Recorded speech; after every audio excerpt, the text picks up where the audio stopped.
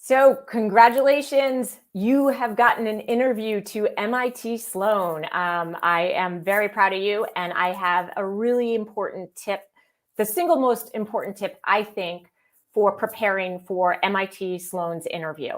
And the tip is this: they give a lot of clues. So as you kick off your interview prep, go back to the setup that MIT Sloan gives about their cover letter, what they're looking for. They're telling you what stories they want to hear about. They want to hear about times when you've really been independent in your thought, where you've advocated for your change, where you have, I don't know, solved a problem that seems quite mundane, but solved it brilliantly, or maybe solved a problem that no one else, even myself, has ever thought of. So really, if there's one piece of advice, think through those stories, the stories that you're most proud of, those accomplishments that have challenged you. That's my biggest piece of advice.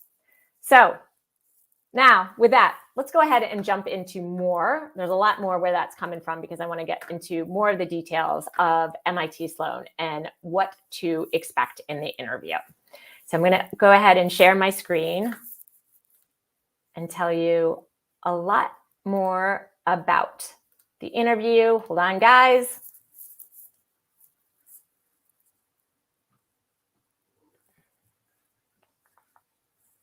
And hold on, guys. Just want to make sure this is ready to go. Okay. Hopefully you can see me. Oops, wait a sec. I'm just going to go ahead and do this and hopefully still see your comments. So let's go ahead and get started. So I want to go through step-by-step prep, how you can prepare for MIT Sloan's interview. And again, congratulations. It is a big deal to have been interviewed. And I'm excited for each of you to be here and to learn some tricks of the trade. But first off, I want to tell you about me and why specifically I'm here today. My name is Liza Weale, and I am the founder of Gatehouse Admissions. I'm going to tell you more about that, but the real reason I'm here, part of it at least, is I am a graduate of MIT Sloan. The program is near and dear to my heart. I really had, people talk about how business school is transformative, how it's kind of the best 2 years of your life, and I would concur. I had a really amazing time at MIT Sloan, so it's a real joy to be here today to talk to you specifically about this program. Some other things to keep in mind about me. After I graduated from Sloan, I headed to Bain & Company, where I was a management consultant. And after, once I was at Bain, I started doing coaching people on the application process to business school on the side, just informally for people from Bain who are applying. And now I've been doing it in a more formal capacity. I left Bain, had some other career movements, and have been coaching people on the admissions process to business school now for over 10 years in a full-time capacity. I think it goes back to the fact that I loved business school and I love giving other people the opportunity to head to business school and to help them really tell their stories. I mentioned that I'm the founder of Gatehouse Admissions. It's a small admissions consulting firm. We really, really focus on the top schools. We have a very small team, and we just know how rigorous the process is to applying to these schools. And so we've created a really small firm to help you do so. And then the one other thing I would say before we jump in is I have had the honor of being on Gmat clubs, doing a number of events with Gmat Club over the years. And we did a great one earlier this year that really breaks down the entire application process. And it's a very good primer. Hopefully everybody who's attending this is gone through all of that already. But if you haven't and you're really looking to get ahead, and that's why you're here today, and you haven't even kicked off the MBA application process, go check out Gmat Club's YouTube channel afterwards, and you can see all the different segments there, or visit gatehouseadmissions.com. All right, that's enough of the backdrop. let's jump into why we're here. We are here because you are interviewing with Sloan. Congratulations. That is phenomenal, phenomenal news and something you should be really proud of.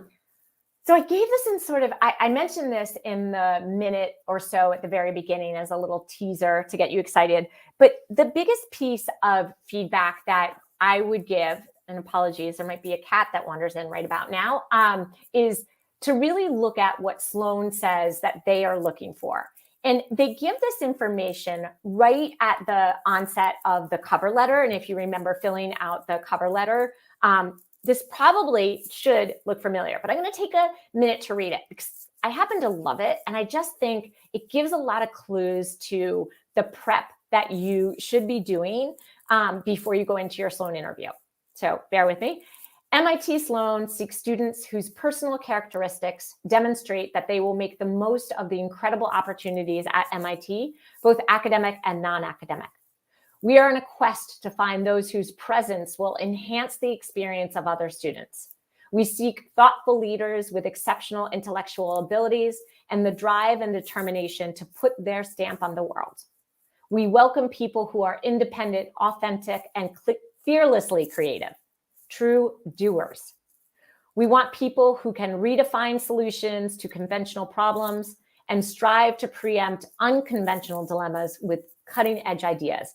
We demand integrity and respect passion. And I've bolded a few of these words because I really want these elements to sink in.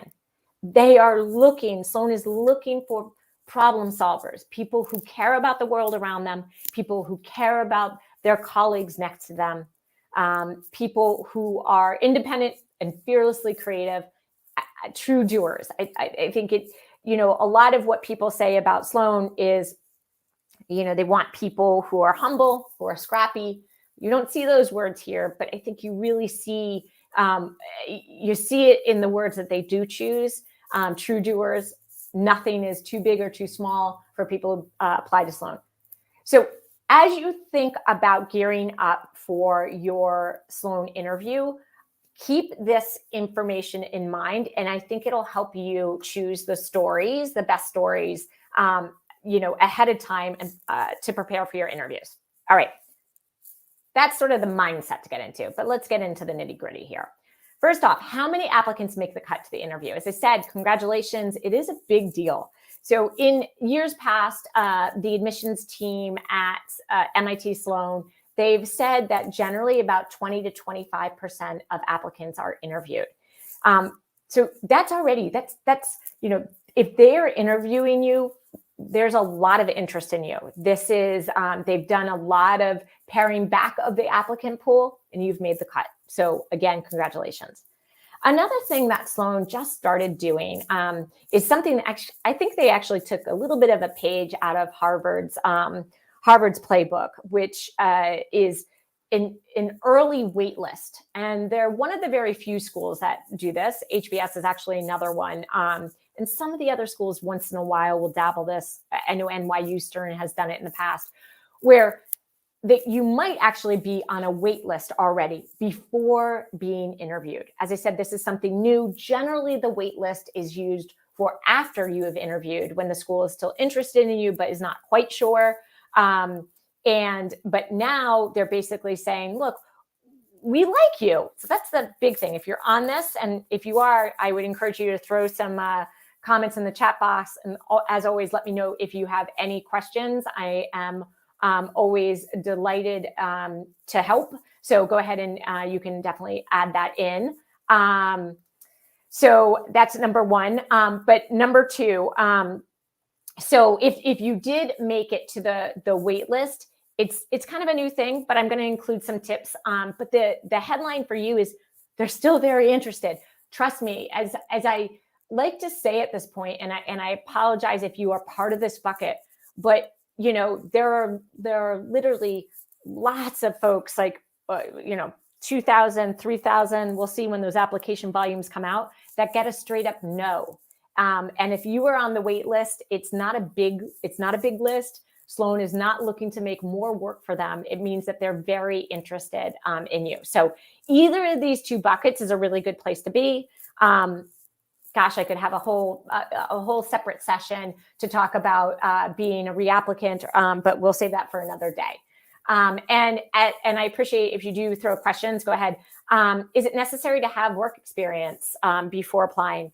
So in response to this question, in general, the schools really do, the thing to keep in mind about an MBA, it's a professional degree, and it is a better experience both for you and the people in your classroom if everybody has had a few years of experience, at least bringing that experience with them to the classroom, because so much of the learning happens from your peers' experiences. So while Sloan does have a deferral program where you can apply right from university or college, you will still be expected to get a few years of experience beforehand.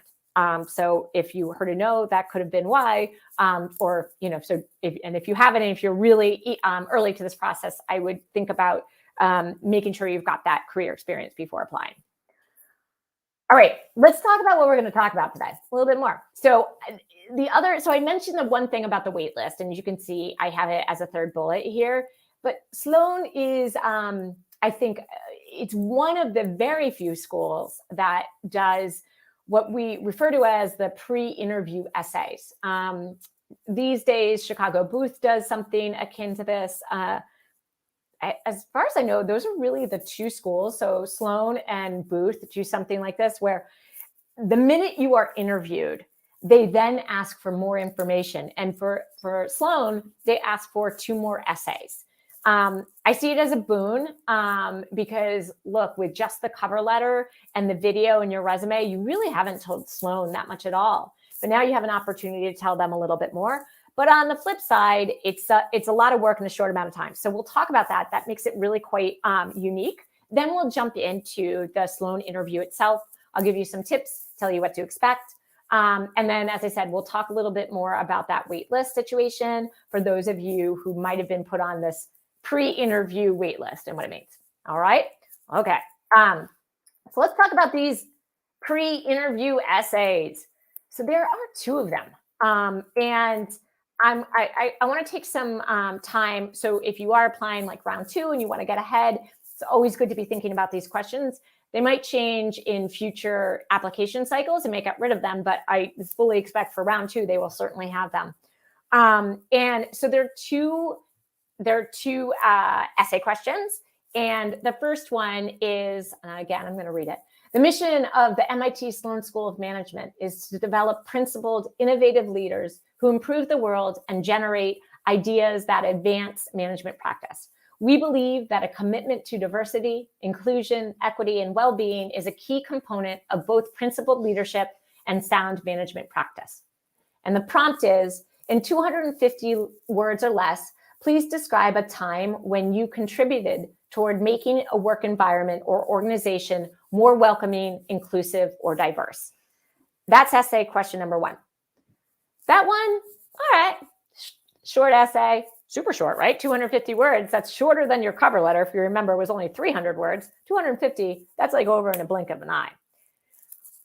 Feels doable. We'll go into details, but I want to take a moment and look at essay 2 first, because essay 2 is a little bit of a wild card, kind of interesting. So Sloan says, we are interested in learning more about how you use data to make decisions and analyze results. Please select one of the following prompts to respond to. So the first prompt is, please select an existing data visualization, and in 250 words or less, explain why it matters to you. The data visualization should be uploaded as a PDF. Examples may come from current events, a business analysis, or personal research. Or in 250 words or less, please describe a recent data-driven decision you had to make and include one slide presenting your analysis. The slide may include a data visualization example and should present data used in a professional context. Your slide must be uploaded as a PDF. So essay 2, I don't know. It's a pretty wild card, and I think it's a great one. I think, in recent years, rightly so, there's been 2 things, a lot more emphasis on the power of data and also the challenge of harnessing data. And I think Sloan is at its core very much rooted in, logic and facts. And given that, I think it's a really interesting development that they're looking to better understand how you interpret data and explain data as part of your overall candidacy, because that is absolutely something you will need to do at the program and beyond as a leader who drives decision making. Okay, so let's talk a little bit about each of these in a little bit more details, and I'd love to share some tips with you on how to go about thinking about them. If you've seen any of my presentations, you probably know what I'm going to say. There is no right answer. There's no one answer. There's no you should do this. If it were only that easy, it never is. But there are some things that you can keep in mind. And these are the tips I would mention for you. Think expansively. Look at those words. When have you contributed towards making a work environment or organization more welcoming, inclusive, and diverse? Welcoming, inclusivity, diversity, these can come in so many different shapes and sizes and flavors. It can speak to everything. What the school is really looking at is, when have you really thought about different perspectives and made it easier for different perspectives to thrive.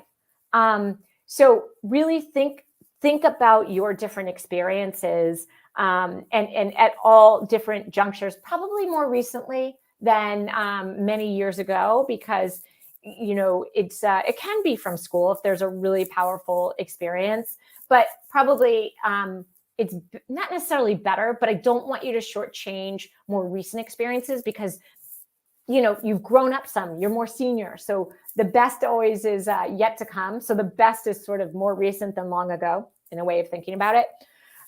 So think expansively. And then choose something meaningful to you. And what I mean by this is, like, there is no one right answer, right? So choose what has been most valuable or most influential or most telling or most challenging, whatever it is. Choose the story that is just most important to you. Don't worry about what you think, how you think they're going to perceive it. Focus more on you. We're going to talk a lot, actually, in this presentation more about telling stories in the latter half when we're talking about Sloan's interview. But what this essay question is asking for is a story. So tell a story. And I refer to STAR with the second R. And actually, Sloan used to frequently suggest to people to use the STAR method, even for their interviews. So it's not because of them I'm mentioning this. I actually think it's a very good strategy for writing about a story. But just to, in case, and again, you can definitely check out some of our videos on storytelling, one that I did here with Gmat Club earlier this year. But STAR stands for situation, task, action, results, reflection. And we'll see that later on. But share that story. So in answering this question, bring the story to life. And keep in mind that you are the protagonist. I want to hear, even though it said a time when you contributed, or not even though, because it says that, I want to see you in this story. Great stories have a challenge. They have conflict. It's a hard thing to do. If it were easy, we wouldn't be interested in reading about it. Remember to include the change that you enacted and the results, and also share some reflection. Okay, that's essay number one. I think it's a great opportunity to really even start seeing how you have begun to change the world and make it a better place for those around you. All right, so now the second essay. So this one, the essay, I put that one in quotation marks because there is an essay component, but it's a harder thing, right? We're showing them a piece of data, probably a spreadsheet, or it could be some Excel spreadsheet, a snapshot of it, whatever it might be. Same thing here. Choose something that is important to you, that is meaningful to you. And I think the important thing to remember here is this is not a test of the most complicated slide. You are not trying to shove all this data into one slide and overwhelm them because, whoa, look at all this complex data you have. That is not the challenge, okay? The challenge is actually, can you interpret data and make it meaningful for anybody in actually quite simple terms, right? And also explain something about you. So that's why, choose something that is important to you. Doesn't matter. Don't worry about what you think they want to hear. But be sure to level up when I explain it. What I mean by this is, if you're getting way down into the weeds of really explaining every single number, it's going to go right over their heads. And the issue with that is then they're going to wonder, wow, how are you going to be able to defend a point of view in the classroom? How are you as a leader going to be able to estimate, make good judgment on limited data when you're getting way too deep in the weeds, right? So level up, bring it up a level, make sure that you can explain what it is that you're sharing with them in any way that, in a way that's going to resonate with someone who doesn't have background knowledge in this. I said this already, it's a test of your communication and explanation skills, not your ability to construct complicated slides, okay? Yeah, I'll leave it at that. It's also an opportunity to showcase more about you, a work win, a passion of yours. I remember working with someone who they were doing some customer research, and they had an assumption about how customers were going to relate or react, and they got the data back, and there was just one slide. It was just a very simple slide with one bar chart, actually two bars, comparing different percentages of one customer base versus another customer base. Very simple.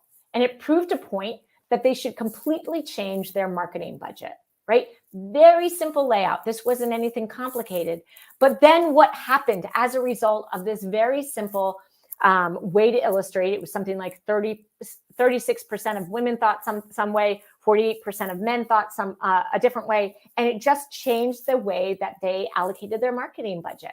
But what was really nice about this is then this person was able to share how she had advocated to using that data, advocated for a redirection of their marketing dollars, and how it really saved the day for the product. Really simple illustration, but this person got to share a really powerful story about something they had done. So keep that in mind. It can be, or likewise, maybe you are passionate about climate, maybe you are passionate about the change of innovation. So maybe there is a data piece out there that really captures it, and you can tell Sloan more about you in answering this, okay? Don't get so tied to the data. Think about what you can share more about you, okay? All right. I don't know if any of you guys have already worked on that or not, or have any questions. Again, you can throw them in the chat box. I'm happy to help, take questions on the fly. But these are different. And again, I see these extra essay questions as a boon for you. I'm always a firm believer, the more that you can tell the schools, the better. It makes that, just gives them more opportunity to get to know you. All right, so the MIT Sloan interview. It's a good one. It's a fun one. And there are some things that you can keep in mind. So here's what to expect. In general, it's about 30 minutes. I've heard some going shorter. I've heard some going longer. So you kind of want to be ready, but don't read into it. If it does go longer, it does go shorter. These things happen. It's normal. It's conducted by a member of the admissions team, whether part of the core admissions team, or the other thing that Sloan has is people that come in during the admissions cycle specifically to help out with the interviews. But in general, everybody's definitely been trained, but a lot of the interviewers have been interviewing for Sloan for several years. They're used to it. They know what they're doing. It's an informed interview. And what I mean by this is most schools out there, and there are definitely some exceptions, the interviewer will not have read your application or your essays. And we call that a blind interview, where they literally will get your resume right before, maybe a week before, who knows, but right before your interview, they'll just have your resume. They won't have the stories that you shared, or for, in Sloan's case, like the cover letter or the video. But not with Sloan. Sloan, the interviewer will have read your cover letter. They will have seen your video. So they know something about you. But, and I write but because over the years, Sloan has continued to pare back the amount of things it asks for its applicants, from its applicants. So you've got that 300-word cover letter, you've got the resume, you've got the 1-minute video. you've basically not told them a lot of anything at all. So I think there's often this pressure that, because they will have read your application, you have to give them all new stuff. That's kind of true, but in a 300-word essay and a mini video, a minute long, you haven't told them anything. So don't worry that much about trying to oh my gosh, I mentioned one sentence on this one situation in my cover letter. I need to go find a million other things to tell them about. You can still serve up that story or what you might have alluded to in your cover letter. You want more examples, but don't be afraid to use it. So, and the other reason I write but is it's just, they've done some, they've read your material, but there's still so much that they can learn about you. And you'll still cover some of what I call the more basic types of questions in the interview. So just to keep in mind, they will have seen stuff. The other stuff to keep in mind, this is what I just said, the interview itself, it contains the basics, and we'll go over what I mean by that. The basic interviews that are contained in most business school interviews at this point. But there's a bigger emphasis at Sloan in general, the behavioral and the stories. So this is really what I call the tell me about a time. We just talked about it slightly with the STAR method for that essay question about a time where you've really contributed to making a place more inclusive, diverse, and welcoming. We'll go into a little bit more detail about STAR specifically for the interviews because I think they're so important. They are such a sort of mainstay of Sloan's interviews. So it's worth going over. All right, so that's what to expect. Let's dig into more detail. And let me just preface this. The interview is 30 minutes. I have now already been speaking to you for 30 minutes. Trust me when I say to you, I could talk for at least another hour and a half, 2 hours on interviews. There's so much to dig into. But given that your Sloan interview is only 30 minutes, I'm going to zero in on a specific part. Again, not to continuously mention the other presentations, but they're good. So I will. We have another session all on interviews. And I would encourage you, if you're really looking for prep for this interview, you can check out the presentation I did with Gmat Club on interview. It's about an hour long and it goes just in the interview and it shows different stuff that's in here. So keep that in mind because I'm going to zero in on a particular slice. All right, right here at a high level, here are the types of questions to expect in the Sloan interview. You're going to have to handle what I call the essentials. And the essentials are ones that are they're not warm up. They're actually really hard questions. They're hard questions. They're not hard questions. They're hard to nail. They're hard to remember that even with these basic questions, these essentials, there is strategy to keep in mind. But they are often questions that you will get in just about any business school interview with a few exceptions, and I won't go into those. But here's what you need to know for Sloan. So walk me through your resume. Okay. I'm sure you've done any business school interviews, you know about it. What are your goals? Why do you want to pursue your MBA? Why do you want to pursue your MBA at our school at Sloan? And how will you contribute to Sloan? At a minimum, you should know your answer to every single one of these questions. Okay. Full stop. Know your answer. Practice out loud. Know that. That's the first bucket. The second bucket is tell me about. These are the behavioral questions. These are the story questions. And these are really where Sloan prizes itself on focusing its interview. So though you'll get the essentials, Sloan really likes to dig into the tell me about. So tell me about your biggest accomplishment in the past year. Tell me about a time when you drove impact. Tell me about a time when you had a difficult time working with someone. Tell me about the data pack that you submitted. I mentioned this one because I don't go into detail on it, but you've just submitted them this interview, these pre-interview essays. Your interviewer will have read those as well, and they will have the data, whatever slide or whatever PDF you submitted, they will have it. So keep that in mind. It is completely viable and reasonable that they ask you questions about it. We're going to go in a lot more detail, but I'm also going to share the challenge questions that they might ask. And again, these are somewhat standard. You should be ready for these for any school you interview with. What are 2 of your weaknesses? And by the way, I could have just said 1 weakness. I could have said 3 weaknesses. You should know some of your weaknesses, but it can be hard for people. Tell me about a time when you failed. That's actually another tell me about a time, and you should know it for Sloan. When's a time when you were given negative feedback? What other schools are you applying to? Yep, there's a strategy for that. And yes, they can ask you, and you should know your answer. And any questions for us? And this is also super essential for Sloan. You've got to have questions for them. And we'll talk a little bit about that, I think, on the last slide, some tips I have for you on that. All right, but for this session, so as I said, I can't do it all because we'd be here for 6 hours. I'm going to zero in on the tell me abouts. There's an art to it. There's things that you can do to prepare. The preparation is not endless, especially if you're strategic, because you can't know all the questions, but there are certain stuff you can know. All right, so the story questions. Tell me about a time. Why does Sloan ask these things, do you think? Well, they're designed to see you more in action. They're designed to see the way you think, the way you step up, the way you make decisions. They want to understand how you approach challenging situations, how you lead others, how you think about others, how you act as a team member, how you drive change. They're really good for that. And, they're also, I think they make for a really fun interview.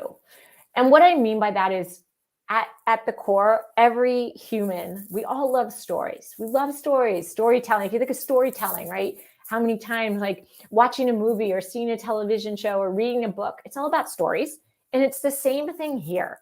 And it becomes a very powerful way for the interviewer to get to know you, because they can follow along in the story. They can understand what you were thinking. They can probe where they want to. And it's been a mainstay of Sloan's interviews for years. I can't fully remember. I don't know why I'm telling you this now, but I certainly wish I had resources like this when I interviewed with MIT Sloan. I still remember it. But what I remember most of all is that when he asked me at the end if I had any questions for him, I completely blanked. I was so nervous. That I said, no, I think I've told you everything. I've asked everything. Thank you very much. And I am still so thankful that the rest of my interview and the rest of my application carried me through, because that part I still wish I could do over. But I don't remember if back then they were still asking the stories. I bet they were. But it's funny, the things that we remember even so many years later. So know your questions. But for many years, Sloan has been asking about the tell me about a time. And this is where when I talked about answering that essay question, I mentioned STAR, but it is even, I'm going to go over to in it more detail here. So the STAR method, when you tell a story, I really want you to focus on these elements. Situation, you want to describe the event or situation you're in. The task, explain the task you had to complete. Action, describe the specific actions you took to complete the task. Result, provide the results of your efforts. And reflection, provide the key takeaways from the situation. And what I don't say here, but I will share this, where I feel like people stumble the most with telling a story is they get ahead of themselves. They tell the answer before they've actually told the story. And if you've ever thought about stories, the stories you listen to, stories get boring if you already know the answer, right? If you know where it's going, it's kind of like, well, why am I going to listen at this point? So as you practice your stories before your Sloan interview, I want you to practice letting the story tell itself. Start at the beginning, go through the middle, and get to the end before you tell them what's going to happen. Tell them what happens at the end when it happens, okay? Let's see a few examples of this. All right. Tell me about a time when you took initiative. All right. So this one, I'm going to put on my glasses for this one. Here you guys go. All right. When's the time you took initiative? Here's the situation.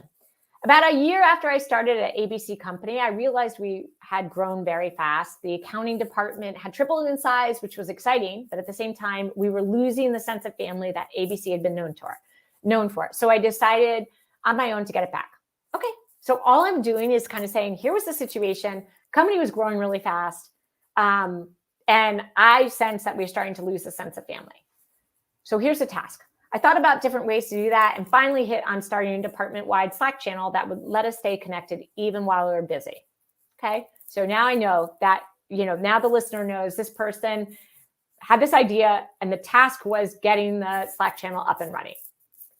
So then it's all about the actions. And again, it's really important to let the story play out.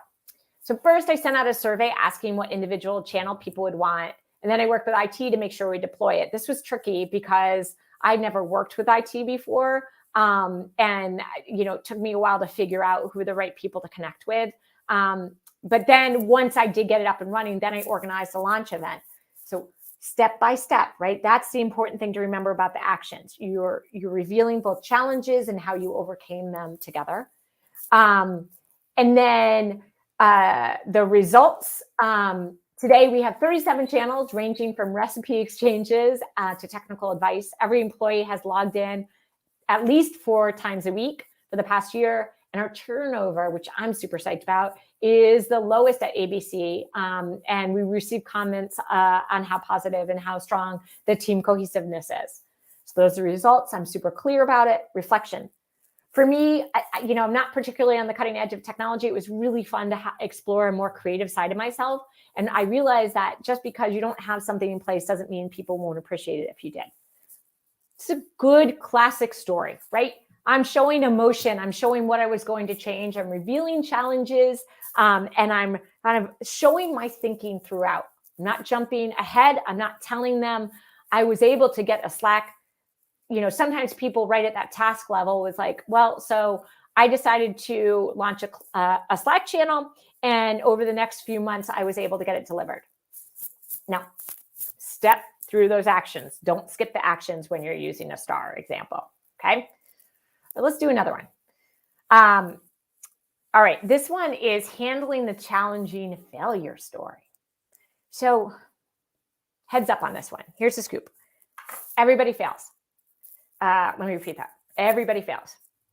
And let me say again, actually, you're more compelling if you can accept that you failed and you can own failure. And if you can learn from it. We are human. If we were perfect, A, we would be boring. And B, it means that we have no more work to do. And why are we going to business school if we're perfect, right? Like, it doesn't make any sense. So I know dealing with failure in an interview can be intimidating, or really kind of anytime you're dealing with the admissions committee or someone you think is evaluating you. But it's important and it's fine. It's good. It's powerful, actually, to have a failure and to learn from it, okay? So just keep that in mind, really important. So when you are choosing a failure story, you want to choose one where you really did fail. So, well, I'm too perfect, and I've been just working too hard, so that's not good. That's just like not going to cut it. It's one where you failed and one in which you could have changed the outcome. Meaning, if you had done something differently, done something better, the outcome would have been different. So in other words, it can't be something where the client outside of your control changed its mind, really was a failure because you guys lost it, but it was actually nothing that you could have done. That doesn't count. So make sure you choose a story that really you had some power to change the outcome. Ideally, the failure is not only about you, such as failed the test, but something that impacted others. And own the failure. Don't make it sound bigger than it is, but don't downplay it either. There's sort of this sweet spot. Recognize for what it was. Don't be over dramatic, but don't underplay it. It's okay to have failed. That's my big thing. Trust me, I failed. Show that you've learned. This is the big thing, though. Show that you've learned from your mistake, right? It's super powerful. If you think about business school, half of what you'll be doing when you go there is trying things out, learning where you went wrong, course correcting, and getting better the next time. Schools want to make sure that you have that in you. Sloan wants to know that you can recognize when you've made mistakes and that you've gotten stronger. Okay, so make sure you show that to them. All right, let's see an example. Time when I failed. And P.S., this might be based on something that really happened to someone who might be giving you your presentation right now. Just saying. So my second year as a consultant, I was our office's leader for our annual United Way fundraiser for the junior consultants. I needed to keep our office head, a very senior partner, apprised of our progress. So the situation, there was a fundraiser, I was the lead. The task was I always had to update our senior partner. Actions. On a weekly basis, I sent him a brief deck with updates. He was giving a presentation for the office, so I sent him a summary of our progress. About 20 minutes afterwards, I noted an error in my numbers. Results. I immediately let him know via email and sent him a revised set of materials. He wasn't happy, but he did say, and I will remember this forever, no harm, no foul, because I corrected the issue before he gave his presentation. Reflection and additional actions. This was terrible. As a consultant, I'm only trusted when my numbers can be trusted, even if it's not for a client engagement. I knew I'd made inroads with the entire fundraiser, but losing my credibility with the office manager, the office head, was really stung for me. So I worked extra hard in my remaining updates to never make a mistake, and just made sure that he could at least see my enthusiasm again and again. Look, mistakes happen. And you just have to own it, right? And everybody has one. So don't be afraid to talk about the failure. Set out what happened. You can see how it's still a star format, a little bit different because the results are basically kind of when you bombed it and how you corrected it. But nevertheless, you still just want to tell the story. Own it, own your choices, own what you did. Okay? All right. Whew. As I said, I could do this. Now I've been talking for 45 minutes. You will have been done by your interview by now. But I'm going to keep talking for a little bit longer. All right. So prep strategy. Here's number one. So actually, this is the big thing. I don't want you to think about all the different kinds of stories you could have, right? You could have, tell me about a time you took initiative. Tell me about a time you had a conflict with somebody. Tell me about a time that you stood up for your point of view. Tell me about a time when you persuaded somebody to do something or not to do something. Tell me about a time when you mentored somebody. I could go on and on and on for another 50 minutes just asking you, tell me about a time that you could possibly get. It can be really daunting, right? To think about all the different questions you could get. And then for each question you could get, figure out the answer that you're going to use if you get that question, right? That sounds like the typical way to prep for this sort of thing, right? It's not. I want you to almost forget about the questions that you could get for a second. I instead want you to think about your experiences. I call this knowing your stories. Go through your resume. Go through the written materials that maybe you've put together for different schools or even for Sloan. I want you to know kind of your accomplishments, your initiative, like when you've taken initiative, those moments that you're proud of at work, those moments that you're embarrassed about at work. Forget about the questions for a second.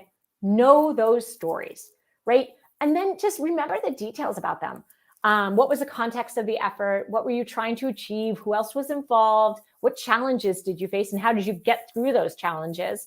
What were your primary and secondary results? So like the immediate results, but the long-term learnings, how did you grow? And ideally, what you'll have is like 8 to 10 stories at your disposal. And once you have those stories, then the next piece is actually to look at those questions and figure out what you'll see is you could use one story. Let me just flip back slides for a second, right? This story. Tell me about a time when you took initiative, right? This is the time that the person set up the Slack channel. This could be a time, you could use the story to answer a time when you took initiative. You could use the story to answer a time where you increased team morale. You could use this story to answer a time when you changed an organization. You could use this story as an example of something you're proud of. You could use this story as an example of a time when you were a leader. I could go on and on. But instead of thinking about, for the initiative question, I'm going to answer with my Slack channel answer, it doesn't work that way. All of a sudden, what I want you to do when you come up with those 8 to 10 stories, what you do is look at those stories and think about all the different questions that you could be asked that you could use the story for. What this helps you be is much more nimble in the interview, because what you actually don't know is which story questions they're going to ask. And if you've been like, oh, well, I want to use the Slack channel, I'm going to only answer it for the initiative question. What if they don't ask you about the initiative question, and you've like missed this opportunity to tell this great story because they didn't ask the exact question that you thought they would? Know your stories. It's the best way to prepare for Sloan. It's really the best way. Know your stories. And yeah, you can think through the questions, but I want you to first always think about the stories that you've got at your disposal. All right. And then I'm seeing a question, when and what would be the ideal time to apply for Sloan and good test scores? I have a few years of experience. Oh, that's a tough question. I think you do want, like in general, I think the sweet spot is, I mean, there will be people in the program that only have maybe 2 years of experience when they matriculate, 3. It's more standard to have 4 or 5 years of experience. Having 6 years of, even 6 is before matriculation. More than 6 years, that's going to be a little bit more rare. It depends on your goals, what experiences you can bring to life in the program, and how the clarity you have around your goals. So I know that's really vague, but it all depends on your experience and how ready you are and solid you are about those next steps, and also kind of how many accomplishments you've already accrued to bring to the program. Good test scores, you can always look at Sloan's averages, but Sloan is, they're going to be looking for healthy, robust test scores, 700, 730, 740. There's no test score that will be too low for them, that will be too high for them. High test scores are good and they're valuable. And at this point, if you're still a few years out, I always say, like, work on getting that test score high. It is, it's never enough, but it can certainly be valuable, valuable. I shouldn't say currency. Like, you're giving them, the higher the score is, the more likely you're giving something that they want. And so it'll keep you in the game a little bit longer. It's a very simplistic and somewhat jaded way of looking at it, but if you've got time on your side, make sure you're using it to get that test score higher. All right, final interview, Sloan interview tips, and then I'll see if there's any additional questions lingering out there. Know your stories. You've heard me say that one before. I'm going to take one sip of water.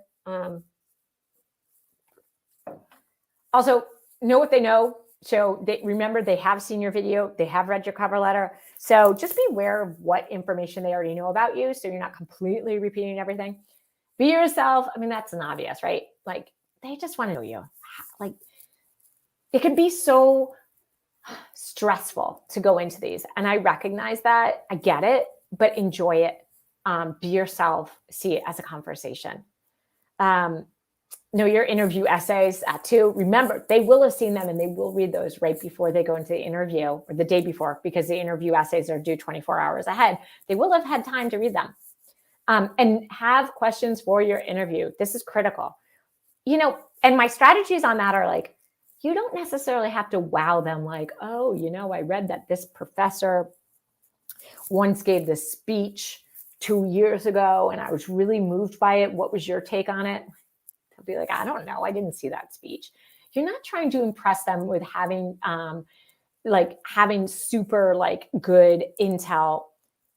Have thoughtful thoughts. Maybe you're interested in the sustainability lab, or maybe you're interested in the global E-lab, the global entrepreneurship lab, the G lab. And maybe you have an idea of what you want to do, right? I really want to look at how, what's a good one? I don't know, how countries in Scandinavia are dealing with climate change, because I believe that there are things that we in the US can learn. What have been some of the interesting S labs that you have seen students go on in recent years? Whatever, show that you've done your research, but also just get them talking about the program. Get them talking happily about the program, really. That's your real goal. It's not to stump them. It's not to impress them with your knowledge about the program. It's to show that you've been thoughtful about the way that the resources at Sloan can help you reach your goals. Okay? All right. Oops. Before we wrap, I want to go over the wait list just really quickly. I actually don't have much information at all, because Sloan is coming out with more information next month on the wait list. But I do have some things I can share. So they've said that they'll be expecting, they'll give you an opportunity to give them an update in mid-December, I think. And that they'll make a decision on whether or not to interview you again when they make the decisions for round two applicants. So in March timeframe, February, March timeframe for the round two applicants. So in December, you'll give them an update. So there's nothing, and actually I would say this for everybody on this call, everybody on this presentation, you should always be thinking about pushing your candidacy, not just for business school, but just to keep living, keep knocking it out of the park at work, keep looking for those community wins, those personal wins, those wins within the office. You never know, even at this point, if you've got the interview, you might actually be on the more standard wait list come the spring. I hope you're not, because you will have attended this presentation and you will do a bang up job at your interview. But if you are, the idea is like you can't ever really, at the end of the day, these business schools are looking for people who have ambition, who are driven, who want to change the world around them, no matter about business school or not. So you always want to keep your foot on the gas in terms of growing who you are. But back to this. Okay, that's enough about that. But back to this, for the wait list, you'll have an opportunity to update them. So that means being in action now, because there's only so much you can do between now and December. So keep things moving. That said, there is only so much you can do between now and December. So be reasonable. You don't have to, it's not like they're going to be expecting you to, I don't know, like done something amazing in the past 2 months since they last heard from you. Maybe that's cool. Maybe you got a promotion, but they won't expect it. But think about like how you have grown and what wins you have achieved, and be ready to share them. But beyond that, just wait for them to give you more guidance. Okay, guys, that is it. I'm going to put up a Q&A slide, and I'm going to answer some more of these questions too. Is there any difference between applying with a Gmat score and a GRE score? 10 years and 8 years ago, I might have said something differently, but now I'd say no. There really isn't. That doesn't mean that there isn't some strategy involved, because I think there is. But the schools really, the great thing about the programs, most of them, almost all of them at this point, I think all of them, excepting both the Gmat and GRE, is that they're letting you deliver whatever score you want to. So choose the one that you are better at. This carries on forward. Like even for the programs, or even from the recruiting firms afterwards. So the like consulting firms, banks, the go-to has been the Gmat, but they're also becoming a lot more open to the GRE as well. So take the test where you shine better in. And what I really mean by that is take the test where you can score better on.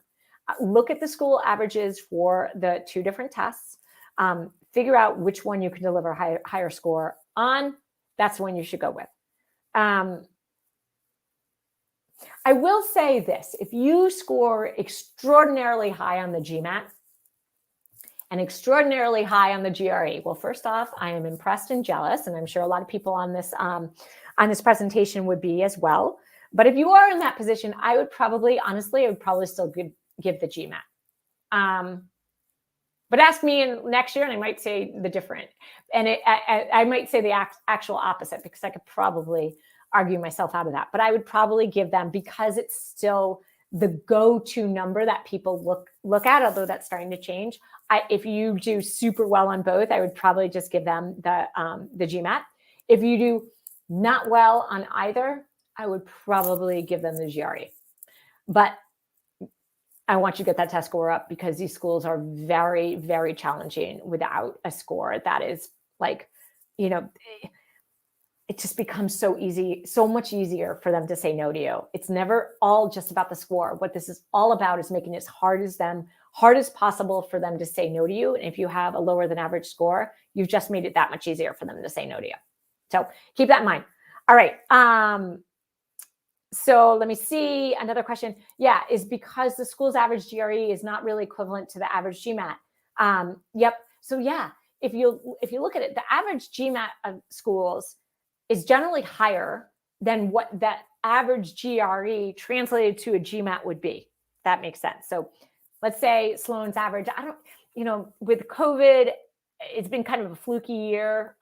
So I don't even know right now what they're currently saying last year. So some of their numbers is a little bit screwy, but let's just say Sloan's average is 725, their average Gmat. And maybe their average GRE is like a 161 on both sides. And if you use the GRE to Gmat comparison, by the way, I don't know if it's 161 on both sides. On that one, it's probably not, it might be 162, 163, somewhere right around there. But if it were 161 on both sides and you use the GRE's translator online, it would actually say that that's probably like a equivalent of a 700. That gap is getting closer, but you can see there's still a little bit more wiggle room on the GRE in terms of, the average is high on the Gmat. There more people take it. It's been around a lot longer for MBA programs. And GRE, they're eager to, the schools are definitely eager to accept it, but there might be some more variability and tolerance on that test score on the GRE. So definitely look at the averages, see where you're beating on which test and go with that one. So I hope that helps actually. All right, guys. So definitely, as I said, 1 hour and I could tell you so much more. I would need more water. You guys would be bored, but there's so much more I could tell you about the interview. Definitely check out the sessions we have done. A lot of good stuff in there, a lot of explicit practice on how to get ready for your interviews in general. This one was definitely with a slant of Sloan, given the focus on the interview essays and really what Sloan is looking for. If you are still thinking about applying to business school, always feel free to reach out to Gatehouse Admissions. We love what we do. I wouldn't be here if I didn't. I love talking to, applicants and candidates thinking about business school. It really is a special experience. And I love it when people have the opportunity to do it themselves. So visit gatehouseadmissions.com for more. And I guess I will also say good luck to all of you. I'm rooting for you. Of course, at Sloan, because I'm biased and I like Sloan a lot, but at all the schools and your B school journey ahead. So I will, if anybody has any final questions, throw them up, but hopefully this was helpful. And you're welcome, Akshay. I'm glad it was helpful. It's good to hear. And the rest of you enjoy the day and enjoy your application journey. Any final questions? Otherwise, we can call this a wrap. You're welcome, Chavez. Thank you. I'm glad you loved it. Yeah. The positive reinforcements, the thank yous are always well appreciated. That goes right to my head, and I like it. All right. I'm wrapping up shop. I'm going to go ahead and stop sharing my screen. And I think that should be it. So if I could remember how to stop this, I would. So bear with me if I get this wrong.